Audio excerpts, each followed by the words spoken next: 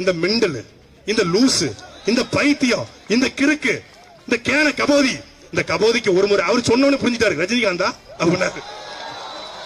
அவருக்கு ஒரே ஒரு நாள் கூட்டு வந்து சிகிச்சை கொடுக்க முடியுமா மாமா அப்படின்னு கேட்டேன். இல்ல இல்ல, நாங்க வந்து அரை மண்டலுக்கு மட்டும் தான் பைத்தியம் பண்றோம், முழு மண்டலுக்கு பண்றது இல்ல, முழு மண்டலுக்கு பண்றதுன்ட்டாரு. சரி, எனக்கு ரொம்ப வருத்தமாயிருச்சு. ரஜினிகாந்த் ரசிகர்லாம் வந்து வேற அவங்க தலைவர் வந்து 2021 ஆட்சி அமைக்க போறேன்னு சொல்றாரு.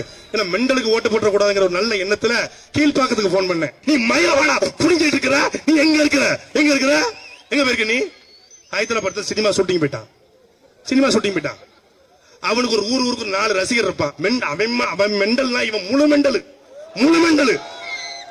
அவன் உட்கார்ந்து எங்கள் தலைவர் துரைமுருகா நீ கடைநூலுக்கு பேச வரியா, உன்னை வெட்டுவேன், நீ நல்ல அப்பனுக்கு பிறந்தா நான் கடைநூல இருக்க, வாடா வாடா, ஏய் என் மாப்பிளமா இருக்கா, என் மச்சாமா இருக்கா, எங்க அக்கா தங்கச்சி இருக்கா, மீறி என் கட்டவரை தொட்டு பாரு, தொட்டு பாரு, உன்னை சங்க இங்க அறுத்துருவான்.